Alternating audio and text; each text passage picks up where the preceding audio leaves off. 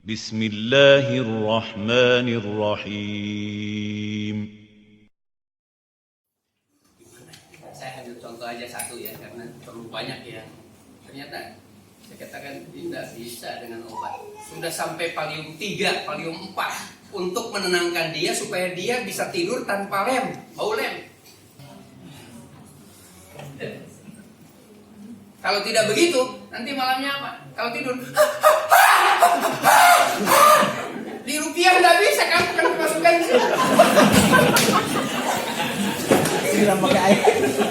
Ini contoh sederhana, anak-anak yang menyimpan memori negatif dalam limbik otaknya terbawa dalam tidur. Mau dikasih obat apa? Tidak bisa. Betul, tidur itu. Kan kalau kita dikejar harimaunya tidak ada, kita tidak berlari, tapi capeknya sama. Kita mimpi berhubungan suami istri, tidak ada istri kita dan kita tidak berhubungan, tapi nikmatnya sama. Kok dia padahal pernah mengalami kok. Nah, kita kembali. Nah, jadi ini anak suka nentang. Pas istri saya ngajar situ, Abah itu si Uni itu nendang terus. Ya sudah, bismillah, gini aja.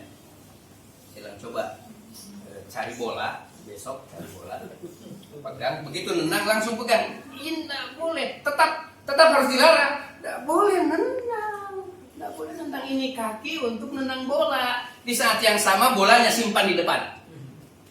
Coba tendang. Nah, kan kaki untuk nendang bola.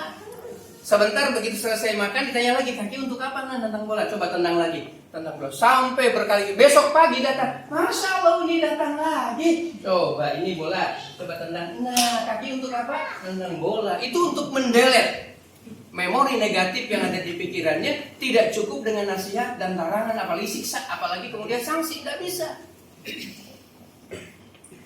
Alhamdulillah, ke-7 ke-8 harinya harus sabar memang. Karena ini sudah masuk di otak bawah sadar. Bahkan pelan-pelan akan menyatu menjadi rada-radi. Ekspresinya jadi kebiasaan menendang orang. Padahal itu dari kebiasaan melihat mungkin orang tuanya pernah menendang istrinya. Atau kemudian ada sesuatu yang dia lihat seperti enak. Oh, anak dimarahin saja akan dibawa kan?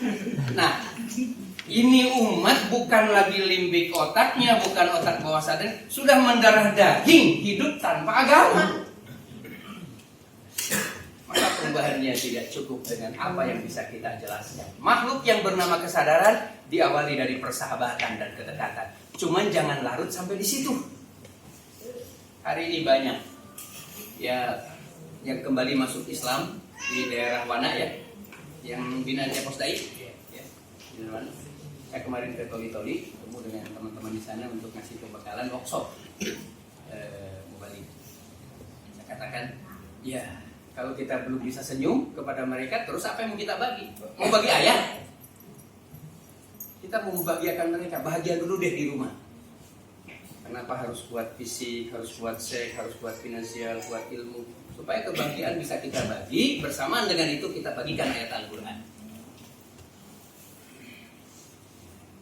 Jadi keluarga mubalik harus paling bahagia, sehingga dia membagi ayat bersama dengan kebahagiaannya. Kalau persoalan dai di rumah tangganya carut marut, maka sesungguhnya kita membagikan emosi negatif bersamaan dengan ayat Al-Quran. Maka yang keluar adalah kebencian dan benturan. Pelabuhan perubahan itu tidak bisa dirubah hanya dengan definitif menyampaikan ayat dan hadis, tapi tidak dibuka. Teori belajar, Pak Prof pasti tahu. Anak pintar, hebat, lincah, bajunya seragam. Tapi gelombang alfanya tidak terbuka, dia tidak akan senang pelajaran, maka berjam-jam dia belajar, insya Allah sesudah belajar dia lupa. Tapi kalau gelombangnya terbuka, gelombang alfa terbuka, ada rasa senang, ada minat belajar, maka separuh ilmu sudah akan masuk di lidik otaknya. Kalau diurai kembali namanya murojaah, insya Allah masuk di otak bawah sadar.